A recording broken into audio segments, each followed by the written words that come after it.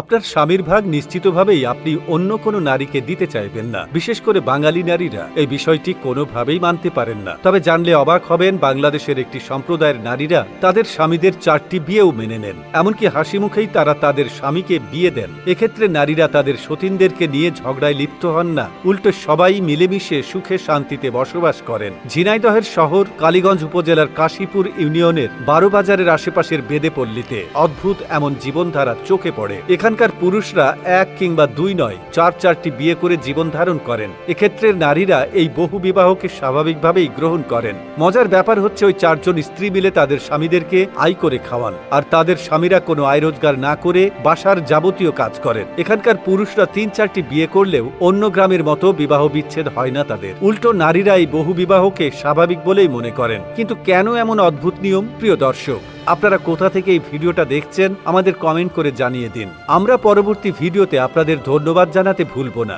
বেদে নারীরা এক্ষেত্রে বলেন, পুরুষরা ঘরে আরামে থাকবেন, রান্নাবান্না করবেন এবং বাচ্চাদের দেখাশোনা করবেন, আর তারা গ্রামে গ্রামে গিয়ে সাপের খেলা দেখিয়ে কিংবা রঙিন চুড়ি মালা, এটাই তাদের নিত্য জীবনের কাজ। সেই টাকাতেই চলবে তাদের সংসারের চাকা। দিন শেষে ঘরে ফিরে সবাই মিলেমিশে গল্পে মাতবেন। সমাজের কাছে অদ্ভুত হলেও বেদে নারীদের কাছে এই জীবনধারা স্বাভাবিক। এমনকি যেই নারী বেশি আয় রোজগার করতে পারেন, নারীরা তাকেই তার স্বামীর নতুন স্ত্রী হিসেবে বেছে নেন। তাদের মূল চিন্তা থাকে সংসারের আয় কিভাবে বাড়ানো যায়। গ্রাম থেকে গ্রামে ঘুরে বেড়ানোর সময় ওই নারীদের ঠোঁটের কোণে থাকে হাসি, যেন রাজ্যের কোনো দুশ্চিন্তা তাদের ভর করে না। তাদের চুড়ি মালার ঝনঝনানিতে মুখরিত হয়ে ওঠে চারপাশ। সতীনদেরকে সঙ্গে করে এভাবেই চলছে বেদে নারীদের জীবন। বাংলাদেশের উপেক্ষিত এবং যাযাবর এক জনগোষ্ঠীর নাম বেদে সম্প্রদায়। অনাদৃত এই সম্প্রদায়ের মেয়েরাই কিনা হয়ে থাকেন অনিন্দ্য সুন্দরী। বেদে নারীদের সৌন্দর্য সকল মহলেই সমাদৃত। প্রশ্ন হলো, কেন সকল বেদে নারীরা এত সুন্দরী হয়ে থাকেন? বেদেরা সুঠাম দেহ,